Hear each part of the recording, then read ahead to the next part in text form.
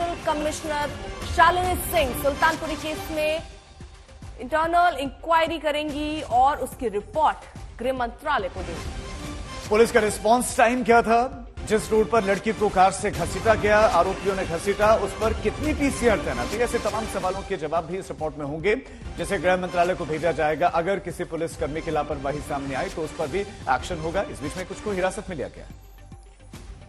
तो अब ये पूरी रिपोर्ट गृह मंत्रालय की तरफ से मांगी गई थी। अब शालिनी इसको लेकर सारी रिपोर्ट जो है वो गृह मंत्रालय को सौंपने वाली है। हादसे वाली रात पुलिस की तैनाती पर रिपोर्ट दी जाएगी, कितनी पीसीआर वैन थी, क्योंकि नए साल के मौके पर यह दावा किया गया था पूरी दिल्ली में 15,000 से ज्यादा जवानों को तैनात किया गया।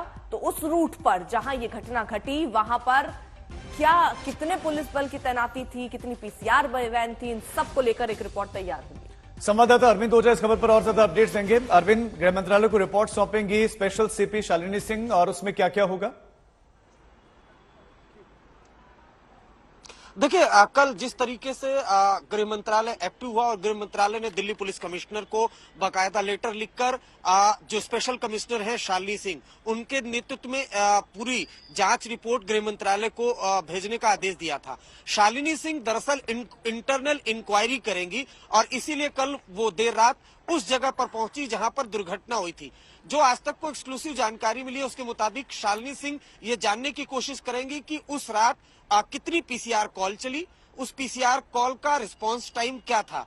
उसके अलावा जो पूरा रूट जिसमें 12 से 13 किलोमीटर दूर तक लड़की को घसीटा गया, उस दौरान किसी भी दिल्ली पुलिस के जवान की निगाहें उस कार पर क्यों नहीं पड़ी, इसकी भी जांच की जाएगी। बाकायदा इसके लिए केस के जो आईओ है और तमाम जो केस से जुड़े अधिकारी हैं उनके बयान दर्ज किए जाएंगे। उसके अलावा उस रूट पर, चूंकि दो डिस्ट्रिक्ट के बीच का यह मामला है, आउटर डिस्ट्रिक्ट और रोहिणी डिस्ट्रिक्ट, उन पूरे रूट पर कितने पीसीआर कॉल थी, पीसीआर की गाड़ियां थी, कितने मोटरसाइकिल पर जवान थे, इन तमाम डिटेल्स को शालिनी सिंह जुटाएंगी और ये पूरी रिपोर्ट गृह मंत्रालय को भेजी जाएगी। इस दौरान अगर किसी पीसीआर की और पीसीआर में मौजूद पुलिस कर्मियों की अगर लापरवाही होगी तो उसकी भी रिपोर्ट भेजी जाएगी और अगर लापरवाही हुई तो उस पर एक्शन भी लिया जा सकता है। इसके अलावा कितने पीसीआर कॉल चली थी, उसका रिस्पांस टाइम क्या था, ये तमाम चीजें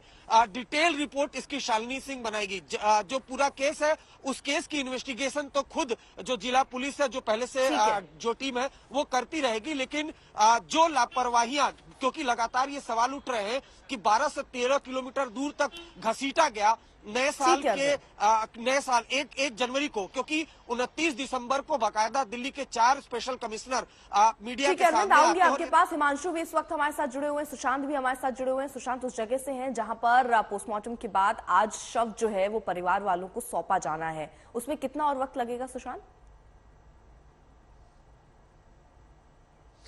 देखिए अर्पिता, मैं बता दूं कि लगभग पोस्टमार्टम जो है वो कंप्लीट कर लिया गया है और उसके बाद अब जो है रिपोर्ट जो है उनके परिवार वालों को जो है वो सौंपेगी। मैं आपको बता दूं इसी कमरे के अंदर जो है उनको पोस्टमार्टम रिपोर्ट जो है वो फिलहाल अभी तैयार की जा रही है और अब से थोड़ी देर बाद लगभग अगर कहा जाए से 1 से 1.5 घंटे के बीच में उनको रिपोर्ट जो है उनके परिवार वालों को सौंपी जाएगी। उसके बाद परिवार वाले जो उनके लोग हैं वो यहाँ पर उनके मामा और उनके चाचा यहाँ पर पहुंचे, उनके करीबी यहाँ पहुंचे और शव को ले जाकर के मंगोलपुरी के करण विहार लेके जाएंगे। मामा ने जब हमसे बातचीत करी आज तक से, तो उन्होंने बताया कि किस तरीके से जो उनकी बेटी के साथ जो हुआ है वो काफी घिनौनी जो है अगर वारदात है अगर कहा जाए तो उससे कम नहीं होगा। लेकिन आज उनके पार्थिव शरीर को जो है वो यहाँ से लेकर के करण विहार लेके जाया जाएगा, जहां पर उनका अंतिम संस्कार जो है वो फिलहाल जो है वो किया जाएगा। लेकिन अभी वक्त जो है वो लगेगा, लेकिन फिलहाल अभी इंतजार है पोस्टमार्टम रिपोर्ट का, क्योंकि इस पोस्टमार्टम रिपोर्ट को लेकर के परिवार वालों को काफी ज्यादा उम्मीदें हैं कि क्या इस केस के अंदर कुछ अलग एंगल भी जो है वो निकलना साबित हो सकता है, क्योंकि पुलिस लगातार इस पूरे मामले को एक्सीडेंटल जो है वो बता रही है, लेकिन परिवार वाले